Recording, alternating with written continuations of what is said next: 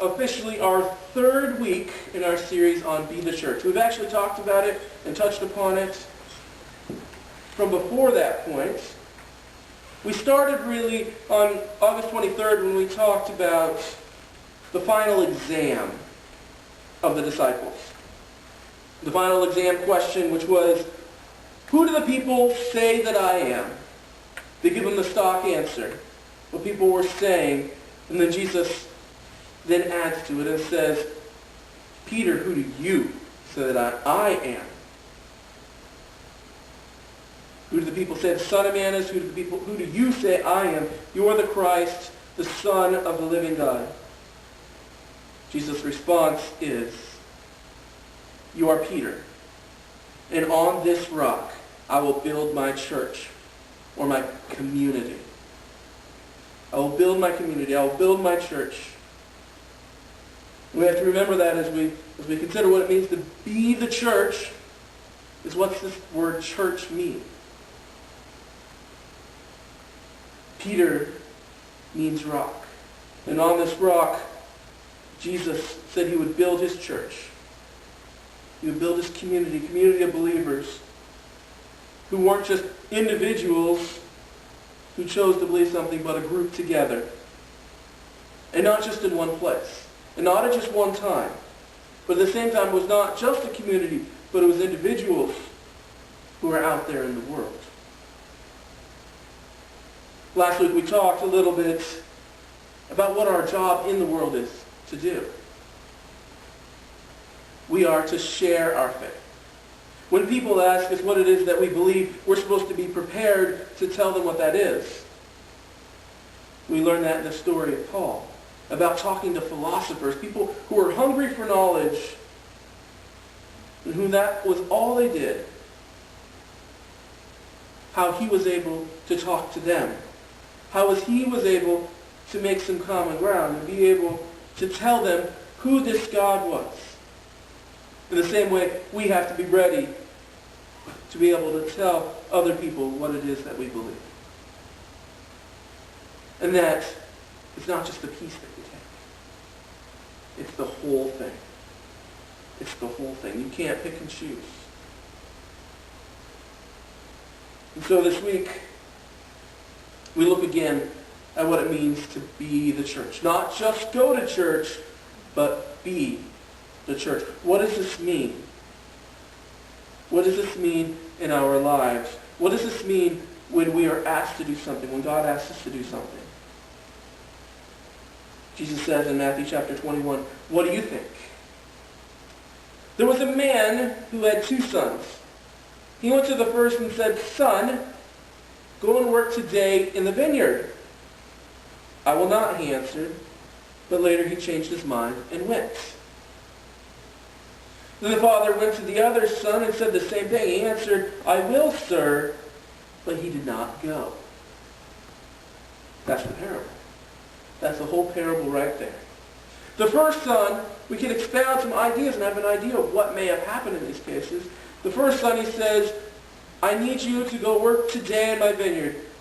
And this son thinks in his head, okay, I have all this stuff I have to do. I have to go over to my friend's house. I have to work on this at my own home. I have to go and who knows what's going to come up. And I'm not sure I can commit that much. I'm not sure I can commit to going today and working in your vineyard. So I'll have to say no. I'm not going to be able to. But then as the day progresses,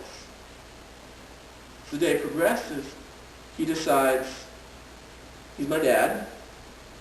I should probably do it. It would make him happy. I should do it. Okay, this stuff can wait. My dad asked me to do it, so he went. He went. Even though they first said that he couldn't do it, he decided to make it important. He did it. The second one says, I will, sir. Notice that little difference there, adding that little sir in there. I will, sir. He shows him respect. He gives him the answer that he knows his dad wants to hear. And so he says, I will, sir. But he doesn't. stuff could have come up with him as well.